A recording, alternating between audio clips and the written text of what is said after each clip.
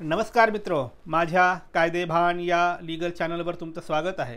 तर आजच्या व्हिडिओचा विषय आहे की हिंदू एकत्र कुटुंब हे 8 पिढ्याचं असतं की 4 पिढ्याचं असतं। 8 पिढ्या ग्राह्य धरल्या जातात की 4 धरल्या जातात हे आपण विस्ताराने बघूया। मित्रो, बरेचदा तुम्ही प्रॉपर्टीचा वाद झाला, कोर्टात गेलं की HUF म्हणजे हिंदू अनडिवायडेड फॅमिली किंवा हिंदू एकत्र कुटुंब असा विषय तिथे येतो आणि हिंदू एकत्र कुटुंब हा विषय आला की पहिला प्रश्न येतो की हिंदू एकत्र कुटुंबामध्ये 4 पिढ्या धरायच्या की 8 पिढ्या धरायचा हा प्रश्न येतो। कायदा काय म्हणतो? कायदा म्हणतो की हिंदू एकत्र कुटुंबामध्ये 8 पिढ्या ग्राह्य धरल्या जातात। म्हणजे HUF जो कन्सेप्ट आहे त्या कन्सेप्टला हिंदू एकत्र कुटुंब 8 पिढ्यापर्यंत जाऊ शकतं असं ते कन्सेप्ट मानतं। म्हणजे हिंदू एकत्र कुटुंबामध्ये कायद्याच्या तरतुदीप्रमाणे 8 पिढ्यापर्यंत एकत्र राहू शकतात आणि अशा कुटुंबाला हिंदू एकत्र कुटुंब म्हटलं जाऊ शकतं। मग जर हे असं असेल तर हे 4 पिढ्याचं कन्सेप्ट काय आहे?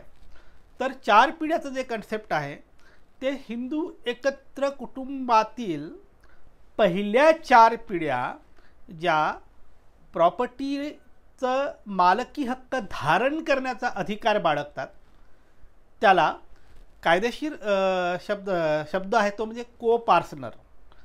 म्हणजे काय? कुटुंब हे 4 पिढ्याचं असू शकतं, कुटुंब हे 8 पिढ्याचं असू शकतं, पण मालकी हक्क धारण करण्याचा कोपार्सनरी राईट 8च्या 8 पिढ्यावाल्यांना नसतं, तर पहिले जे सीनियर 4 पिढ्या आहेत त्यांनाच असतं, त्याला कोपार्सनर म्हणतात। म्हणजे कसं असतं की खापर पणजोबा, पणजोबा, आजोबा, वडील हे 4 पिढ्या झाले। वडिलानंतर मी, माझा मुलगा, माझा नातू आणि नातवाचा मुलगा हे 4। आता याच्यामध्ये एवढे लोक जर एकत्र राहत असतील तर हे हिंदू एकत्र कुटुंब म्हटले जाईल। याच्यात 8 पिढ्या आहेत, पण असं जर 8 पिढ्या राहत असतील एकत्र तर जरी हे 8 पिढ्या एकत्र असले तरी या 8 पिढ्यामध्ये माझ्या आजोबाला आणि पणजोबाला, खापर पणजोबाला प्रॉपर्टीमध्ये मालकी हक्क बाळगण्याचा अधिकार आहे, त्याला कोपार्सनरी राईट म्हणतात।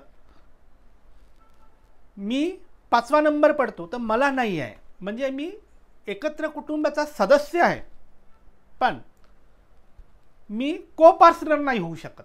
का? कारण कोपार्सनर ह्या त्या कुटुंबातील ते मेंबर ज्यांना मालकी हक्कासंदर्भाने स्पेशल राईट आहे।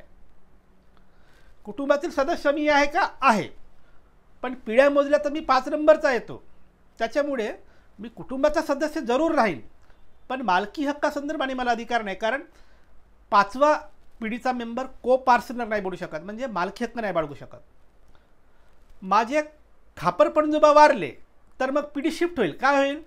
मग माझे पणजोबा 1 नंबरला शिफ्ट होतील, माझे आजोबा 2 नंबरला शिफ्ट होतील, माझे वडील म्हणजे वरून आपण क्रम धरतो, माझे वडील 3 नंबरला शिफ्ट होतील, मी जो 5 नंबरला होतो तो आता 4 नंबरला शिफ्ट होईल। मी 4 नंबरला शिफ्ट झाल्या आमच्या क्रमवारीमध्ये आता मला कोपार्सनरी राईट येईल। म्हणजे आत्तापर्यंत मला फक्त हिंदू एकत्र कुटुंबाचा सदस्य म्हणून राईट होता, पण माझे खापर पणजोबा वारल्या माझं कुटुंबातल्या क्रमवारीमध्ये खालून 5व्या नंबरवरून शिफ्ट होतो, मी 4थ्याला जातो, 4थ्याला गेल्या मला कोपार्सनरी राईट मिळतात। ही अरेंजमेंट आहे। थोडक्यात 8 पिढ्या आणि 4 पिढ्याचा जो काही कन्सेप्ट आहे तो काय आहे? 8 पिढ्या म्हणजे सभासद म्हणून कुटुंबात राहू शकता तो अधिकार, आणि कोपार्सनर म्हणजे हा मालकी हक्क बाळगण्याचा अधिकार, तो मात्र 8च्या 8 पिढ्यांना राहत नाही किंवा प्राप्त नाही, तो वरच्या फक्त 4 पिढ्यांना असतो। 1 नंबरची पिढी गेली की ही खालची पिढीवर शिफ्ट होते आणि मग त्याप्रमाणे असं शिफ्ट होत तुम्ही वरच्या 4थ्यामध्ये गेलात की तुम्हाला तो कोपार्सनरी राईट मिळतो। म्हणजे एका कुटुंबात समजा साधारण 5 पिढ्या, आत्ता समजा आजच्या जमान्यामध्ये जे शक्य आहे ते बोलूया, 5 पिढ्या एका कुटुंबात राहू शकतात। म्हणजे काय? माझे पणजोबा, माझे आजोबा, माझे वडील आणि मी आणि माझा मुलगा हे 5 पिढ्या राहू शकतात। तर माझे पणजोबा, माझे आजोबा, माझे वडील, मी आणि माझा मुलगा असं असताना आता 5 पिढ्याचं हिंदू कुटुंब झालं. याच्यामध्ये माझे पणजोबा, आजोबा, वडील आणि मी आम्हाला कोपार्सनरी राईट राहतील, पण माझ्या मुलाला नाही राहणार. पण माझे पणजोबा वारले, माझा मुलगा 5 नंबरवरून शिफ्ट होतो आणि 4थ्या नंबरवर येतो, मग त्याला कोपार्सनरी राईट येतील. म्हणजे हा कन्सेप्ट काय आहे, तर हिंदू कुटुंब जे आहे, एकत्र कुटुंब, हा 8 पिढ्याचा कन्सेप्ट आहे. आणि कोपार्सनरी त्या 8 पिढ्यामधील पहिल्या 4 पिढ्यांना मालकी हक्क धारण करण्याचा अधिकार आहे, ज्याला कोपार्सनरी म्हणतात. हा तो आहे.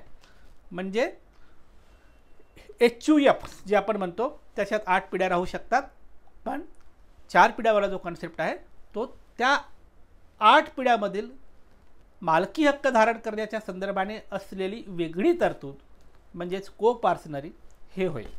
तर मित्र, ही होती माहिती की हिंदू एकत्र कुटुंबातील 8 पिढ्या आणि 4 पिढ्या या संदर्भाने जी कायदेशीर तरतूद आहे त्या संदर्भाने माहिती आणि तरतूद. तुमच्यासाठी असंच मी कायद्याचे व्हिडिओ आणत राहीन. त्यासाठी कायदे भान पाहत राहा. आणि हो, ज्यांना संपर्क करायचा आहे तो संपर्क करू शकतात. माझा नंबर तुमच्या स्क्रीनवर दिसतोय, पण थेट फोन करायचा नाही, अजिबात फोन करायचा नाही.